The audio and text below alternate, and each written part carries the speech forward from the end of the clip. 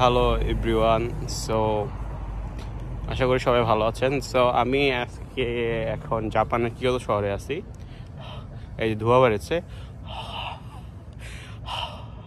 না আমি cigarette ticket খাইনি। এখানে আসলে ঠান্ডার ধোঁয়া, সো এখানে অলমোস্ট তাপমাত্রা 2 আছে আর কি, 2-2 মতন।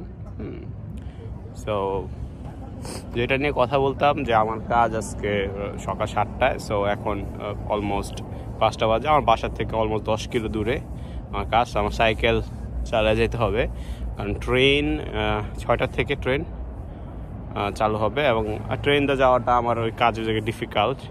কিছু দূর যাওয়া যায়, 4-5 কিলো যাওয়া যায়, 5-6 কিলো যাওয়া যায়, এরপরে আর যাওয়া যায় না। এরপরে ওই সাইকেল নিতে হবে। সো সাইকেল দিয়ে যাবো আর কি। তো সাইকেল চালা অলরেডি অনেক দূর চলে আসছি।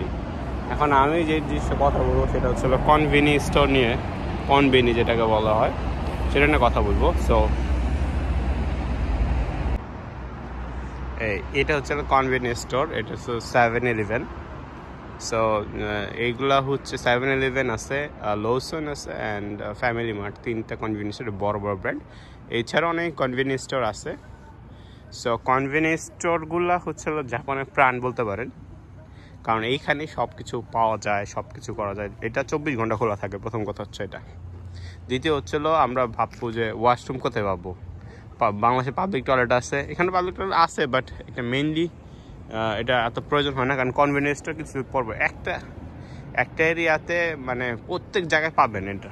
জাপানের প্রত্যেক 7-Eleven, লোসন অথবা ফ্যামিলি মার্ট আপনার ধরেন আপনার বাসার আশেপাশে থাকবেই, হয়তো বা 200 মিটার পর পরে একটা না একটা কনভিনিয়েন্স স্টোর পাবেন, ঠিক আছে। সো এখানে ওয়াশরুমের প্রবলেম নাই, ওয়াশরুম এখানে ক্লিন থাকে, ওয়াশরুম অ্যান্ড ফ্রি।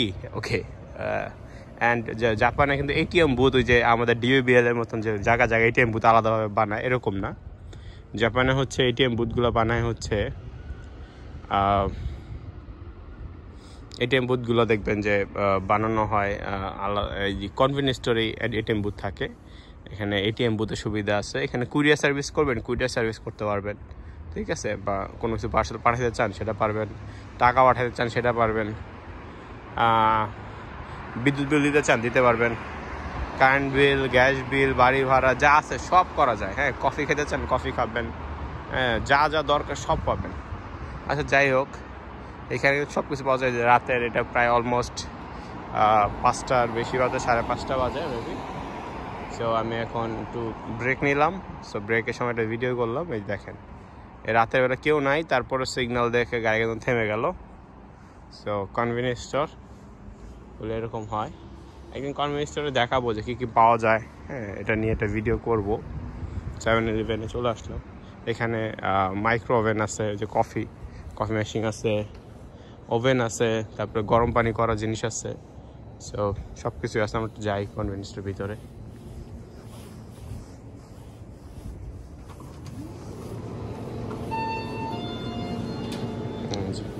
এটা হচ্ছে ব্যাটারি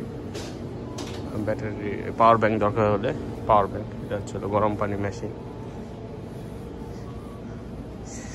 আচ্ছা, এই যে এখানে ফটোকপি মেশিনও আছে, ফটোকপি করতে চাইলে ফটোকপি পাবেন।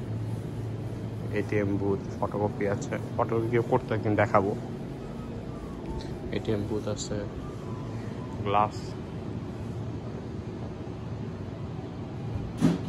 আছে, সবই আছে। যাক, আমার ফোনের চার্জ শেষ হয়ে যাচ্ছে। সব পাবে, বিয়ার টিয়ার মদ সব আছে।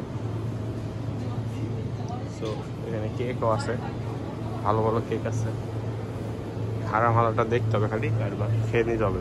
আল্লাহর রাস্তা বিসমিল্লাহ, ঠিক আছে। এখানে সব পাবে কনভিনিয়েন্স স্টোরে। এখানে ওয়াশরুম আছে, সো কফি আছে, কি নাই সবই আছে, বাট একটু দাম বেশি অন্যান্য স্টোরের থেকে, কনভিনিয়েন্স স্টোরগুলোতে। বাট এটা সবার জন্য কনভিনিয়েন্ট টু। এবং কিছু কিছু কনভিনিয়েন্স স্টোরে খাওয়ার যে স্পেসও থাকে। সো এখানে নাই, কিছু কনভিনিয়েন্স স্টোরে খাবার জায়গা থাকে। ওই 6টা বেজে গেছে। ওকে, আমার দুধ দিতে হবে। So bye bye.